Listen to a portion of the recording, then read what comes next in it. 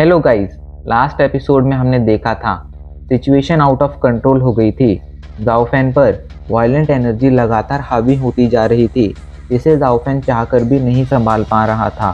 सभी को लगा था कि अब सब कुछ खत्म हो जाएगा, पर एंड मोमेंट पर जेड वॉल या कहो बुद्धा की पावर सब कुछ संभाल लेती है और जाओफैन बच जाता है। जाओफैन तो बच गया था, लेकिन वो एक लंबी बेहोशी में चला गया था। यहाँ पर वो ये तो फील कर सकता था कि उसके आसपास क्या हो रहा है, पर वो आंखें खोलकर कुछ देख नहीं सकता था। और हाँ, जाओफैन तो बच गया था, लेकिन जाओफैन को बचाने के चक्कर में जेड वॉल डिस्ट्रॉय हो गई थी। ऐसे में इस वजह से यानिन टेम्पल में कुछ प्रॉब्लम्स तो ज़रूर होने वाली थी। जाओफैन आज भी अपने बेड पर बेहोश पड़ा था। तभी जाओफैन को फील होता है कुछ लोग उसके कमरे की तरफ बढ़ रहे हैं। अब आगे लोगों के कदमों की आवाज़ कुछ देर तक सुनाई पड़ती रहती है, जिसके बाद अचानक से उसके कमरे का दरवाज़ा खुल जाता है और कुछ लोग उसके कमरे के अंदर एंटर करते हैं। राउफेन फील कर सकता था कि कुछ लोग अभी के लिए उसे ही देख रहे हैं, लेकिन वो अपनी आंखें खोलकर उन लोगों को नहीं देख सकता था। तभी उन लोगों में से वूहोंग मास्टर कहते हैं, क्या ये लड़का अब ठीक है? अब आगे वूहोंग मास्टर के सवाल पर फाजियांग कहता है, टीचर, मैंने जाओफैन की बॉडी को अच्छी तरह से चेक किया है। जाओफैन की बॉडी के अंदर कोई इंटरनल इंजरी नहीं है और उसके शरीर पर दूसरा कोई गहरा घाव भी नहीं है। वो अभी के लिए लगभग पूरी तरह से ठीक है, बस वो बेहोश है। अब वो बेहोश क्यों है ये मैं भी नहीं जानता हूँ। इस पर वूहोंग मास्टर अपना सिर हिला देते हैं और कहते हैं, ये लड़का सच में काफ़ी ज़्यादा लकी है जो हेवन की पनिशमेंट से बच गया। उस दिन जो इंसिडेंट हुआ था वो हेवन पनिशमेंट थी। वो इंसिडेंट आखिरी बार हज़ारों सालों पहले हुआ था, जिसके बाद वो जाओफैन पर हुआ।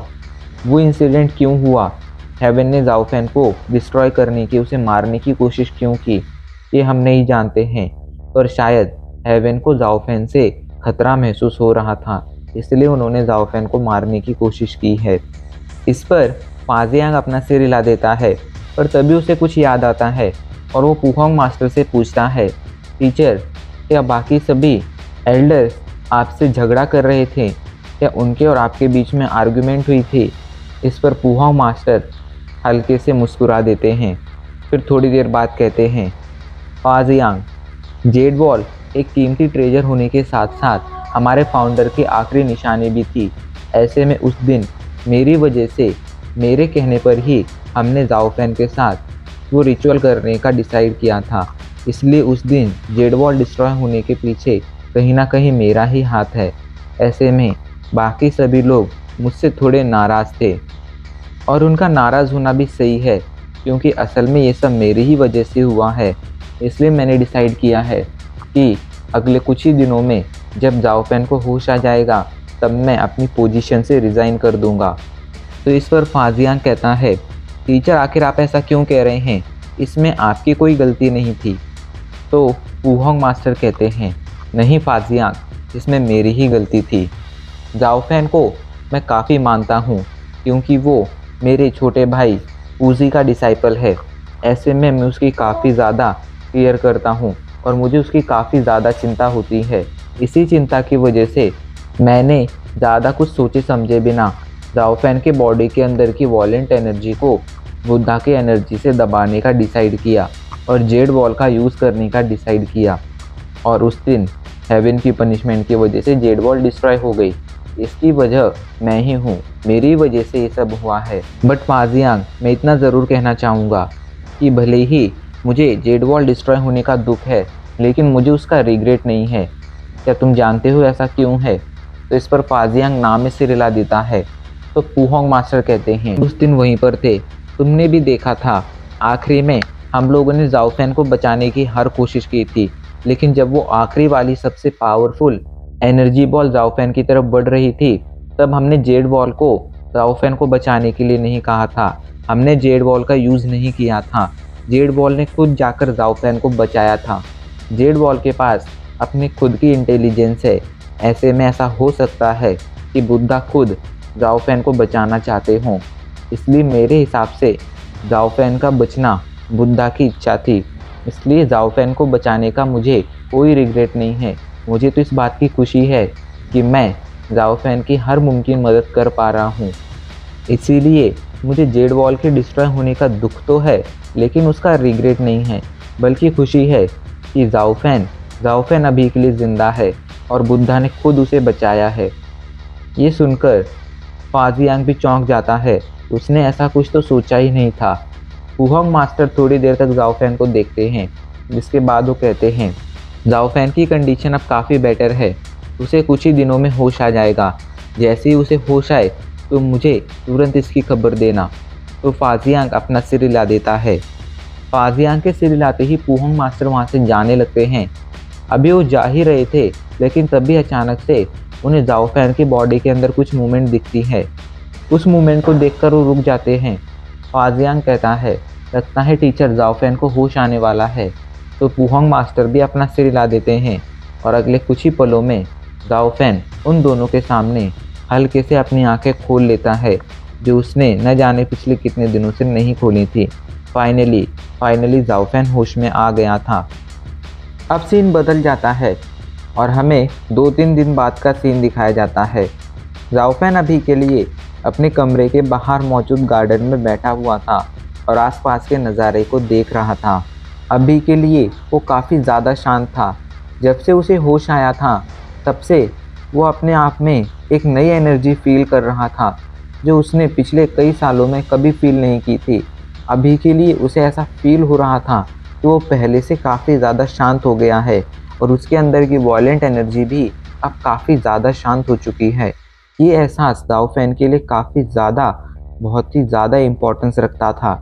इसलिए अभी के लिए जाओफेन काफ़ी ज़्यादा खुश था।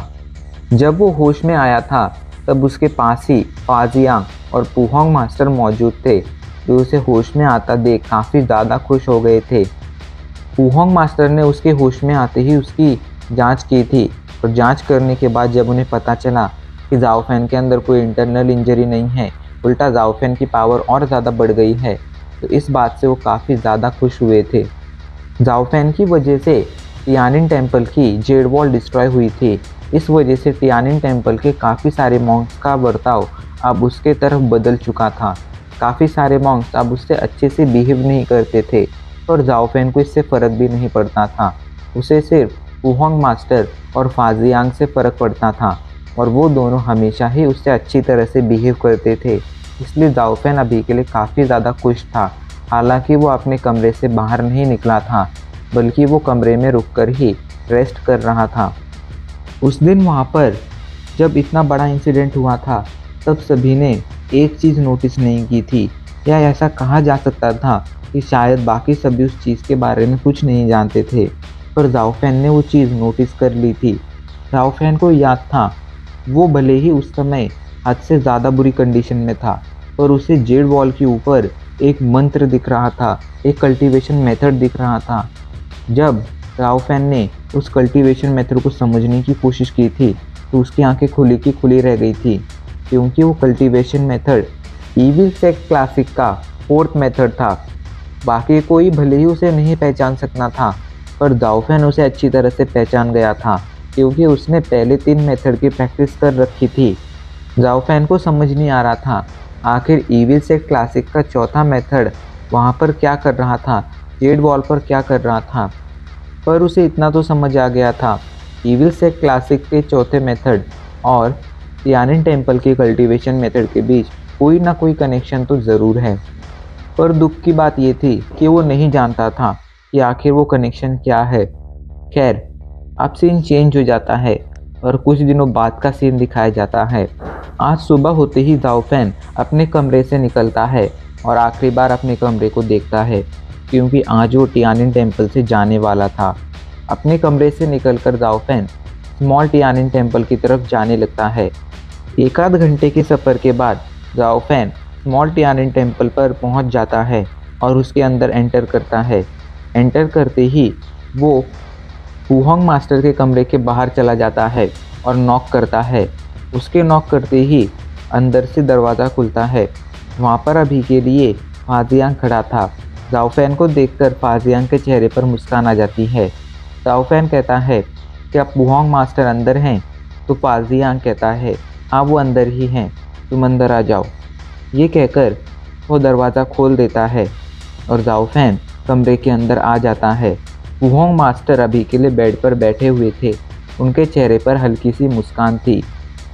पुहोंग मास्टर जाओफैन को देखते ही कहते हैं, बहुत ही कम समय में तुम्हारी पावर काफ़ी ज़्यादा बढ़ गई है। मुझे लगता है तुम्हें ज़रूर उस दिन का फ़ायदा तो हुआ है। इस पर जाओफैन थोड़ी देर तक शांत रहता है। फिर वो कहता है, पुहोंग मास्टर मुझे माफ़ कर दीजिए, मेरी वजह से आपके टियानिन टेम्पल की जेड वॉल डिस्ट्रॉय हो गई। तो इस पर पुहोंग मास्टर उसे कहते हैं, ये बहुत ही छोटा मैटर है, तुम्हें इसकी चिंता करने की ज़रूरत नहीं है। तो जाओफैन कहता है, क्या जेड वॉल आपके टियानिन टेम्पल के लिए ज़रूरी नहीं थी? वो तो आपके टियानिन टेम्पल का एक कीमती ट्रेजर थी ना। तो इस पर पुहोंग मास्टर उसे मुस्कुराते हुए कहते हैं, जाओफैन, हमारी लाइफ में दो तरह की चीज़ें होती हैं। पहली वो जिन्हें हम कंट्रोल कर सकते हैं और दूसरी वो जिन्हें हम कंट्रोल नहीं कर सकते हैं। जिन्हें हम कंट्रोल कर सकते हैं उन्हें हमें कंट्रोल करने की पूरी कोशिश करनी चाहिए, लेकिन जिन्हें हम कंट्रोल नहीं कर सकते हैं उनकी चिंता करने की बजाय हमें उन्हें बुद्धा पर छोड़ देना चाहिए।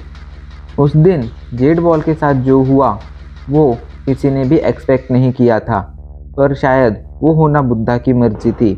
ऐसे में मुझे जेड वॉल को खोने का दुख नहीं है, तुम उस चीज़ की चिंता मत करो। ये सुनकर जाओफैन एक राहत की सांस लेता है और वो अपना सिर हिला देता है। लेकिन तभी वो कहता है, पुहोंग मास्टर, मैं यहाँ पर आपसे विदा लेने आया हूँ। अब मैं सोच रहा हूँ कि मुझे टियानिन टेम्पल से चले जाना चाहिए। इस पर पुहोंग मास्टर के चेहरे पर मुस्कान आ जाती है। शायद वो इस बारे में पहले से ही जानते थे।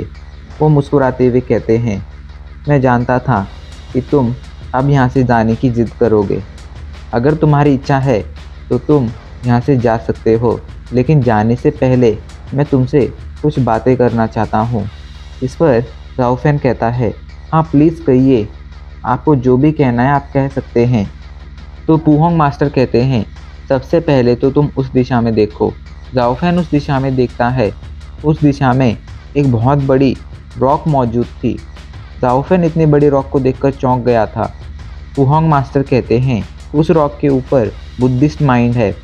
मेरे हिसाब से तुम्हें टियानिन टेम्पल से जाने से पहले एक बार वहाँ पर जाकर उसे ज़रूर देखना चाहिए। इस पर जाओफैन सोच में पड़ जाता है, लेकिन वो पुहोंग मास्टर की बात को मना नहीं करने वाला था।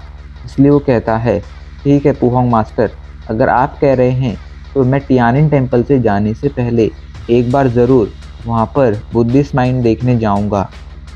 पुहोंग मास्टर आगे कहते हैं, जाओफैन, मैंने देखा है कि तुमने बचपन से ही काफ़ी कुछ सहा है, लेकिन उन सब को सहने के बाद अब तुम उन सब से बाहर आ चुके हो।